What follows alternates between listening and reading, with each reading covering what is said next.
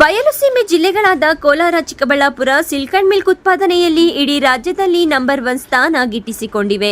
ಹಾಲು ಉತ್ಪಾದಕರ ಕ್ಷೇಮಾಭಿವೃದ್ಧಿಗೆಂದೇ ಕೋಚಿಮುಲ್ ಒಕ್ಕೂಟ ಸ್ಥಾಪನೆಗೊಂಡಿದ್ದು, ಇಡೀ ರಾಜ್ಯಕ್ಕೆ ಉತ್ಕೃಷ್ಟ ಗುಣಮಟ್ಟದ ನಂದಿನಿ ಉತ್ಪನ್ನಗಳನ್ನು ನೀಡುತ್ತಿದೆ.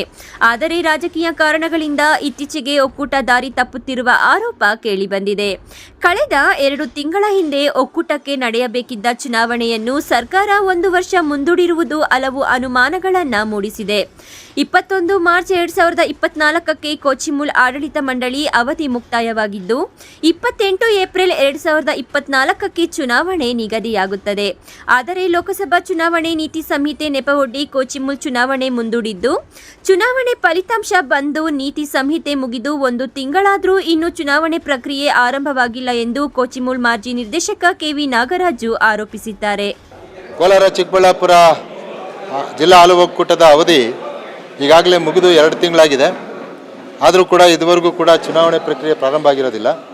ಹಿಂದೆ ಜಿಲ್ಲಾಧಿಕಾರಿಗಳು ಏಪ್ರಿಲ್ 28ಕ್ಕೆ ಚುನಾವಣೆ ಘೋಷಣೆ ಮಾಡಿ ಒಂದು ಆದೇಶವನ್ನು ಹೊರಡಿಸ್ತಾರೆ.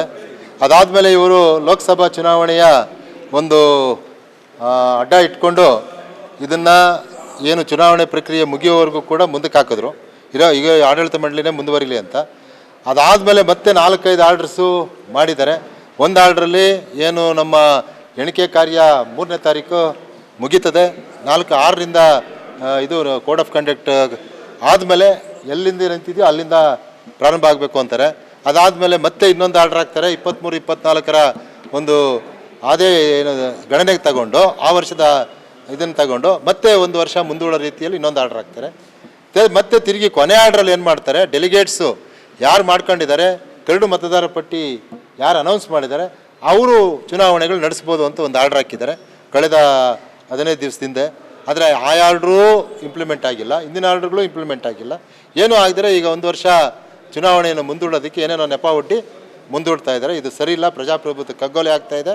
ಸಹಕಾರ ಸಚಿವರು ಮತ್ತು ನಮ್ಮ ಮುಖ್ಯಮಂತ್ರಿಗಳು ಇದರಲ್ಲಿ ಮಧ್ಯಪ್ರವೇಶ ಮಾಡಿ ಕೋಲಾರ, ಚಿಕ್ಕಬಳ್ಳಾಪುರ ಹಾಲು ಒಕ್ಕೂಟದ ಆಡಳಿತ ಮಂಡಳಿಯನ್ನು ರದ್ದುಗೊಳಿಸಿ ಅದಕ್ಕೆ ಆಡಳಿತಾಧಿಕಾರಿಯನ್ನು ಹಾಕಿ ಕೂಡಲೇ ಚುನಾವಣೆ ನಡೆಸಬೇಕು ಅಂತೇಳಿ ನಮ್ಮೆಲ್ಲರ ಒತ್ತಾಯ ಇವತ್ತು. ಇನ್ನು ಲೋಕಸಭಾ ಚುನಾವಣೆ ನೀತಿ ಸಂಹಿತೆ ಮುಗಿದ ತಕ್ಷಣ ಚುನಾವಣೆ ಪ್ರಕ್ರಿಯೆಯನ್ನ ಆರಂಭಿಸಬೇಕಿದ್ದ ಸರ್ಕಾರ ಪುನಃ 1 ವರ್ಷ ಕೋಚಿಮುಲ್ ಚುನಾವಣೆಯನ್ನ ಮುಂದೂಡುವಂತೆ ಸಹಕಾರ ಇಲಾಖೆಯ ಅಧೀನ ಕಾರ್ಯದರ್ಶಿ ಆದೇಶ ಮಾಡಿದ್ದಾರೆ.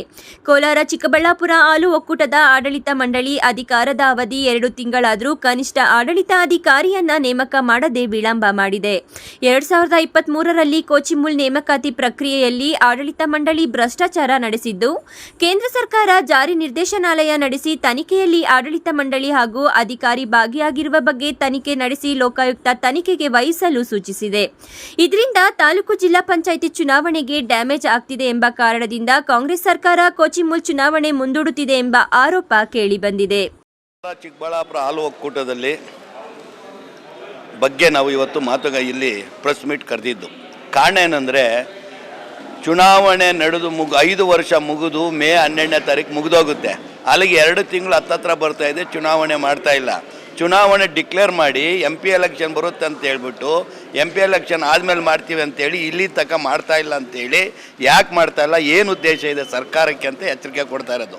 ನಾನು ಹೇಳೋದು ಕೋಆಪರೇಟಿವ್ ಮಿನಿಸ್ಟರ್ ಆದಂಥ ರಾಜಣ್ಣವ್ರಿಗೆ ನಾನು ಎಚ್ಚರಿಕೆ ಕೊಡ್ತಾ ಇದ್ದೀನಿ. ಅವರು ಕೋಆಪರೇಟಿವ್ ವಿಚಾರದಲ್ಲಿ ಚೆನ್ನಾಗಿ ಗೊತ್ತು. ಅವರು ಅಪೆಕ್ಸ್ ಬ್ಯಾಂಕ್ಸಲ್ಲಿ ಅಧ್ಯಕ್ಷರು, ಅಂದರೆ 20-30 ವರ್ಷದಿಂದ ಅವ್ರ ಕೋಆಪರೇಟಿವ್ ಏನು ಚೆನ್ನಾಗಿ ಗೊತ್ತಿರ್ತಕ್ಕಂಥ ವಿಚಾರ. ಆದ್ದರಿಂದ ರಾಜಣ್ಣವ್ರಿಗೆ ಹೇಳ್ತೀನಿ, ನೀನು ದಕ್ಷ ಆಡಳಿತಾಧಿಕಾರಿ ಅನ್ನೋದು ನನಗೆ ಚೆನ್ನಾಗಿ ಗೊತ್ತು.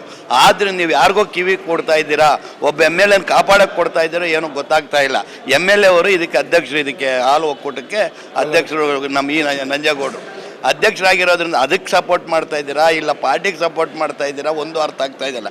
ಪ್ರಜಾಪ್ರಭುತ್ವ ಅಂದಮೇಲೆ 5 ವರ್ಷ ಆಗೋದ್ಮೇಲೆ ಚುನಾವಣೆ ನಡೆಸಬೇಕು. ಚುನಾವಣೆ ನಡೆಸೋಕ್ಕಾಗಲ್ಲ. ಕೋಆಪರೇಟಿವ್ನಲ್ಲಿ ಅವು ಇವು ಏನೇನೋ ಕಾನೂನು ಬಾಹಿರವಾಗಿದ್ದರೆ ನೀವು ಅದನ್ನು ಅಡ್ಮಿನಿಸ್ಟ್ರೇಟಿವ್ ಹಾಕ್ಬಿಡಿ. ಅಡ್ಮಿನಿಸ್ಟ್ರೇಟಿವ್ ಚುನಾವಣೆ ನಡೆಸ್ಬೋದಲ್ಲ. ಈಗ ಇಡೀ ರಾಜ್ಯದಲ್ಲಿ ಎಸ್ಪೆಷಲಿ ಚಿಕ್ಕಬಳ್ಳಾಪುರ ತಾಲೂಕಲ್ಲಿ APMC ಎಲೆಕ್ಷನ್ನು ಎಷ್ಟು ದಿನ ಆಯಿತು, ಅದು ಅಡ್ಮಿನಿಸ್ಟ್ರೇಟಿವ್ ಹಾಕಿದ್ದೀರಾ. TAPMS ಅಲ್ಲಿ ಅಡ್ಮಿನಿಸ್ಟ್ರೇಟಿವ್ ಹಾಕಿಲ್ವಾ ಚಿಕ್ಕಬಳ್ಳಾಪುರದಲ್ಲಿ? ಇದಕ್ಕೆ ಯಾಕೆ ಮಾತ್ರ ಇದ್ರ ಕಂಟಿನ್ಯೂ ಮಾಡಬೇಕು ಅನ್ನೋದು ನಮಗೆ ಚೆನ್ನಾಗಿ ಗೊತ್ತಿರತಕ್ಕಂಥದ್ದು. ಆದ್ದರಿಂದ ನಾನು ಮುಖ್ಯಮಂತ್ರಿಗಳಿಗೂ ಮನವಿ ಪತ್ರ ಕೊಡ್ತೀನಿ, ರಾಜಣ್ಣಗೂ ಮನವಿ ಪತ್ರ ಕೊಡ್ತೀನಿ. ನಮ್ಮ ಜಿಲ್ಲೆ ಉಸ್ತುವಾರಿಗಳಾದಂಥ ನಮ್ಮ ಜಿಲ್ಲೆಗೆ MC ಸುಧಾಕರ್ಗೆ, ಅದೇ ರೀತಿ ಕೋಲಾರ ಉಸ್ತುವಾರಿಯಾದಂಥ ನಮ್ಮ ಸುರೇಶ್ಗೆ ಇಬ್ಬರು ನನಗೆ ಆಪ್ತರು ಇದ್ದಾರೆ, ಅವ್ರಿಗೂ ಮನವಿ ಕೊಟ್ಟು ನೀವು ದಕ್ಷ ಆಡಳಿತ ನಡೆಸುವಾಗ ಇದನ್ನ ಯಾಕೆ ತಲೆ ಮೇಲೆ ಎಳ್ಕೊತಾ ಇದ್ದೀರಾ? ಇದು ಕಾನೂನು ಪ್ರಕಾರವಾಗಿ ಓಡಾಡಿದ್ರೆ ನಾವು ಕೋರ್ಟ್ಗೆ ನಾನು ಹೋಗಿದ್ದು ಇಷ್ಟೊತ್ತಿಗೆ ಎಷ್ಟೇ ಆಗಿದ್ರೆ ಅಡ್ಮಿನಿಸ್ಟ್ರೇಟಿವ್ ಆಗೋದು, ಆಗ ಸರ್ಕಾರಕ್ಕೆ ಮುಜುಗರ ಆಗೋದು ಬೇಡ. ಒಂದು ಪ್ರೆಸ್ ಮೀಟ್ ಕರೆದು ನಿಮಗೆ ವಿನಂತಿ ಮಾಡೋಣ, ನಿಮಗೆ ಗೊತ್ತಿಲ್ಲದೆ ಇರ್ಬೋದು ಅನ್ನೋ ಉದ್ದೇಶದಿಂದ ಇವತ್ತು ಪ್ರೆಸ್ ಮೀಟ್ ಕರೆದು ಇವತ್ತು ನಾವು ಏನೇನು ಇದೆಯೋ ಎಲ್ಲ ಕುಲಂಕುಷವಾಗಿ ತಿಳಿಸಿದ್ದೀವಿ. 7 ಆದೇಶಗಳು ಮಾಡಿದ್ದೀರಾ ಅಂತ ಇಲ್ಲಿದೆ. ಈ ಆದೇಶಗಳನ್ನೆಲ್ಲ ಇದರಲ್ಲಿ ಇಟ್ಕೊಂಡಿದ್ದೆ, ಎಲ್ಲ ಮಾಧ್ಯಮದವ್ರು ಕೊಟ್ಟಿದ್ದೀವಿ. ಇದೇ ಆದೇಶ ನಾನು ಪ್ರತಿನ ನಮ್ಮ ಕೋಆಪರೇಟಿವ್ ಮಿನಿಸ್ಟರ್ ಆದಂಥ ರಾಜಣ್ಣವ್ರಿಗೆ, ಈ ರಾಜ್ಯದ ಮುಖ್ಯಮಂತ್ರಿಗಳಾದ ಸಿದ್ದರಾಮಯ್ಯನವ್ರಿಗೆ, ನಮ್ಮ ಡಿಸ್ಟಿಕ್ ಯಾರಿಬ್ಬರು ಮಂತ್ರಿಗಳಿದ್ದಾರೆ ಅವ್ರಿಗೂ ಇದು ಕೊಟ್ಟು ಇಮ್ಮಿಡಿಯೇಟ್ ಎಲೆಕ್ಷನ್ ಡಿಕ್ಲೇರ್ ಮಾಡಬೇಕು, ಅಡ್ಮಿನಿಸ್ಟ್ರೇಟಿವ್ ಹಾಕ್ಬಿಟ್ಟು ಎಲೆಕ್ಷನ್ ಮಾಡಿ ಅಂತ ಹೇಳ್ತಾ ಇರೋದು. ಯಾಕಂದರೆ ಇದು ಅವ್ಯವಹಾರ ಆಗಿದೆ, ಇಡಿ ಅವರೆಲ್ಲ ಬಂದಿಲ್ಲ, ಅವಮಾನ ಆಗ್ಬಿಟ್ಟಿದೆ 2 ಜಿಲ್ಲೆಗೂ. ಆದ್ರಿಂದ ಅಡ್ಮಿನಿಸ್ಟ್ರೇಟಿವ್ ಹಾಕ್ಬಿಡಿ. ಇವರಿದ್ದಾಗ ಅವ್ಯವಹಾರ ನಡೆದಿರೋದು, ಅವ್ಯವಹಾರ ನಡೆದಿದ್ದಂದಮೇಲೆ ಈ ಡೈರೆಕ್ಟರ್ಗಳು ಬೇಡ, ಇವನ್ನ ಅಡ್ಮಿನಿಸ್ಟ್ರೇಟಿವ್ ಟೈಮ್ ಆಗೋಗಿದೆ, 5 ವರ್ಷ ಆಗೋಗಿದೆ. 5 ವರ್ಷದ ಮೇಲೆ 2 ತಿಂಗಳಾಗಿದೆ. ಸರ್ಕಾರಕ್ಕೆ ಕಾಣ್ತಾ ಇಲ್ವಾ ಇದು? ಯಾವ್ಯಾವ ಮಾಡ್ತೀರಿ? ಯಾವುದೋ ಒಂದು MLC ಎಲೆಕ್ಷನ್ನು ಒಬ್ಬ ರಾಜೀನಾಮೆ ಜಗದೀಶ್ ಕೊಟ್ಟರೆ ಅದಕ್ಕೆ ಡೇಟ್ ಡಿಕ್ಲೇರ್ ಮಾಡ್ಕೊಂಡು ಎಲೆಕ್ಷನ್ ಮಾಡ್ಕೊತೀರಾ? ಇದು ಜ್ಞಾನ ಇಲ್ವಾ? ಇದು ಗೊತ್ತಾಗಲ್ವಾ ನಿಮಗೆ? ಒಂದು ಕೋಆಪರೇಟಿವ್ ಎಲೆಕ್ಷನ್ ಮುಗಿಸ್ಬೇಕು ಅಂತ.